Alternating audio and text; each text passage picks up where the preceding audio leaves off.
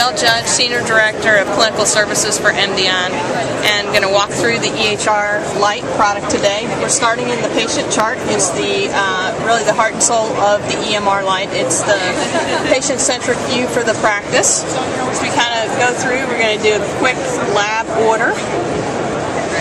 And as you can see, it's again a central location for all of the communication for the patient. We create a lab order. I'm going to go through a standard lab order, select the physician,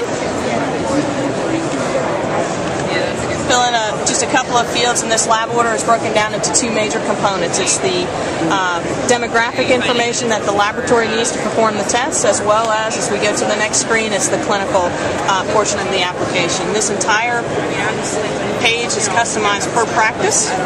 The physician office can create their own favorites. As you can see right here, I'm going to select my test, select my ICD-9, and now I'm ready to go ahead and validate the order. It renders the requisition on screen, and now as the end user I can package up the specimen with the requisition and send it electronically to the laboratory. We're going to go through a quick e-prescription. Do a quick patient search. As we do that, we're going to go out and do a benefit plan eligibility check against the RxHub repository. It brings back the benefit plans. We're going to take the benefit plan ID and set the formulary data. And going through a quick prescription, the blue dots are required fields. I select my physician. I can select my drug. We automatically display the drug alternatives. So from a formulary perspective, I can make sure the one I selected was the most preferred. We'll get through it.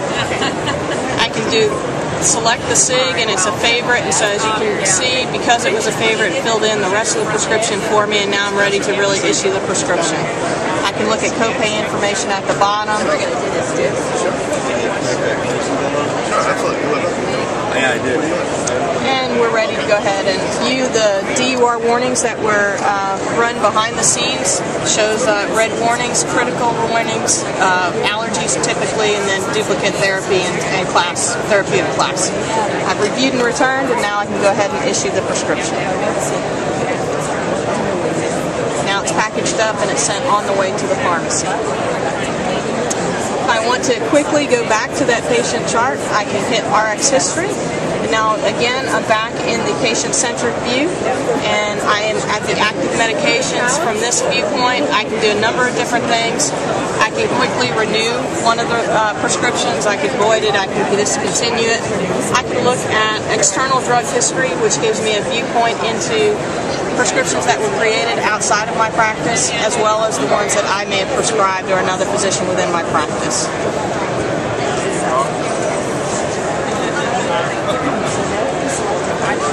Part of meaningful use, the pieces that we needed to add to get certification really were around the demographic pieces of information that in our core product were not necessary for our application. So things like height and weight, BMI, these are all those statistics that we're now capturing that need to be reported on for meaningful use. So from our applications perspective, it really boiled down to four major components: demographics, sharing of those demographics, or reporting on those demographics, the e-prescribing, probably 60 or 70% of the requirements for us were around e-prescribing, and then being able to electronically exchange information with patients as well as external entities.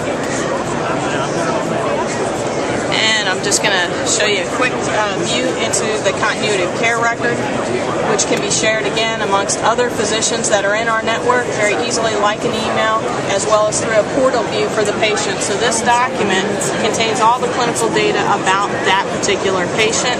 As I scroll down, you'll see all the diagnosis codes, procedures, medications. We'll see encounters, information. We can see lab, all the vital statistics,